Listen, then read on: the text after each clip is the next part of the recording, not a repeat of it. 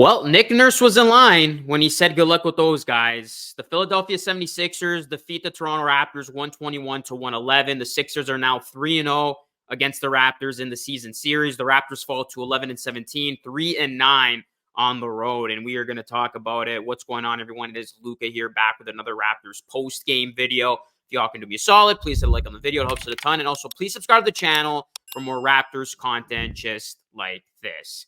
The Toronto Raptors fall to 0-8 against the Atlantic Division. They cannot beat teams within their division. And this was a game that the Raptors, they actually got off to a good start. We had not said that many times prior to this one. The Raptors actually winning the opening quarter 37-28, actually holding an opponent under 30 points in the first quarter. And the Raptors, all things considered, play well in that first half. But for as well as they played, I thought it was one of the better halves of basketball the Raptors played this season. The Sixers still led by 3. But still, the Raptors keeping it close, battling hard in that third quarter. The Sixers only had a 4-point lead going into the fourth.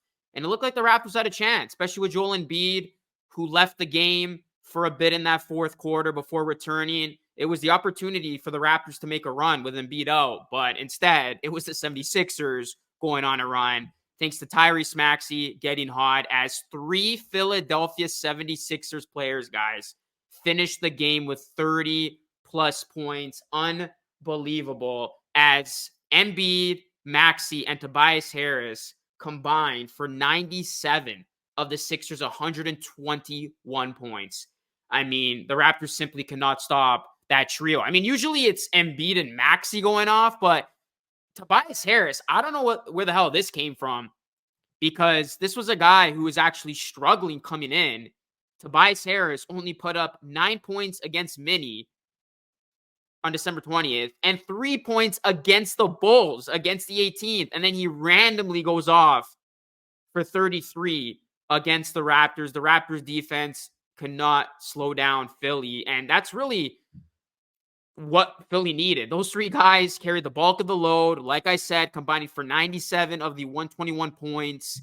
And that was enough for Philly to win this game. As you look at the stats in this one, Philly did shoot at 53% from the field. So like I said, they were not slowed down at all. 3-point percentage, again, Raptors at a huge discrepancy. They only shot at 27.3%, Philly 45%. And then you look at points in the paint. Despite having Embiid, they were only +4, the Sixers were. And then the largest lead, the Raptors actually had a 15-point lead when they got off to that great start in the first half. But then Philly had a 16-point lead. The Raptors battled back. Like I said, they had a chance there in the fourth going in. But then Philadelphia ran away with it.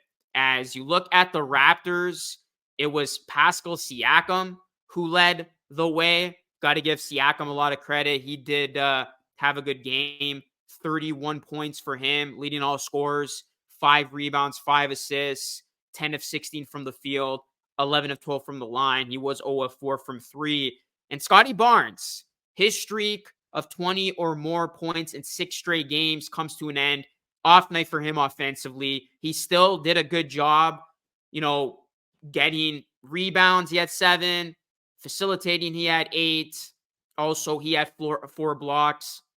But Scotty Barnes, just 12 points on 3 of 11 shooting, 2 of 7 from 3. And then OG Anunoby, we got to start talking about it, because this is now, the 3rd, 4th straight game in a row that OG has been very, very underwhelming and bad. I mean, I don't know what's going on with OG right now, guys, but it is quite alarming. OG, just 12 points, 4-9 from the field, 0 of 4 from 3. Can't hit that 3. Got into foul trouble. He was a -11. So OG, I don't know what's going on. He was having one of the best starts to his season in his career, and he's fallen off lately. As you look at OG in the last 4, 7 points against the Hawks, as he was 25% from 3, 5 points against Charlotte, didn't hit a 3, 9 points against Denver, 25% from 3, 12 points against the Sixers, again going 0-4 from 3. So OG's got to be better. Enough said. I know there's a lot of trade rumors, trade talk, but OG has not been playing well over the last 4. Dennis Schroeder continues to struggle. He was, again, a team high in plus minus, minus 16, 6 points, 2 of 8, 0 of 2 from 3. I mean, I don't know how much longer the leash is going to be here for Darko to just finally change it up and bench Schroeder and put in Gary Trent Jr. I don't know how much more of this he needs to see, but I talked about it at large during the podcast yesterday. It's time to make that starting lineup change. I mean, things are already as bad as it is. It wouldn't hurt the Raptors to try to shuffle it up. And then Jakob Poeltl, he was another one of the Raptors' bright spots along Pascal Siakam in terms of offensive production. Poeltl, after getting benched in the second half, the last 2 games, he did have 19, 8, and 2 assists on 9 of 15 shooting. Obviously, I talked about the Jakob Poeltl trade not looking good.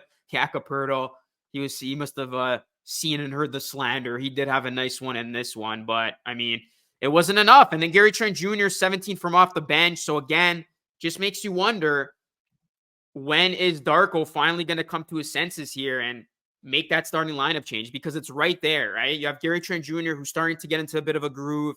Dennis Schroeder's been playing terribly. It's time to make that switch. And Gary Trent Jr. was the only Raptors bench player that came to play in this one. Achua struggled mightily, 4 points, 2 of 9. Missed a dunk there at the end. Kind of just summed up the Raptors season to this point. Otto Porter Jr., 5 points only in 50 minutes of action. He was a minus 10. Malachi Flynn, 1 of 4 from the field, 0 of 2 from 3, 2 points. He was a plus 9. He did have 4 rebounds, 2 assists. But Raptors bench outside Gary Trent Jr., non-existent.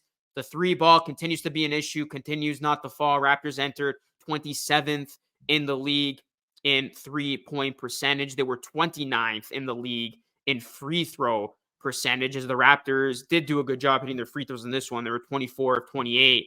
But, I mean, this is a classic case of Philadelphia just being a cut above the Raptors, guys. I mean, the Toronto Raptors, like I said, this was at least watchable.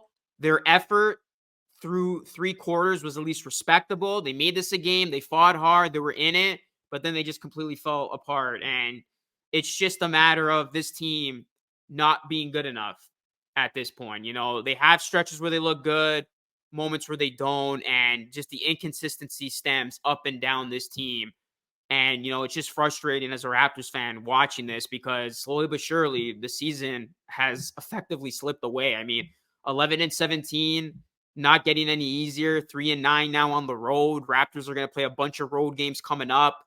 They do get a little bit of a light break against the Jazz, but that game is not going to be easy because it's on the second end of a back-to-back tomorrow night. So the Raptors continue to not look good. They continue to drop these games, continue to lose, and sooner or later, management's going to have to address the issues, and they're going to have to take a look at this roster and make some changes. Nick Nurse, he effectively got the last laugh against the Raptors this season, guys. I mean, 3-0 against the Raptors.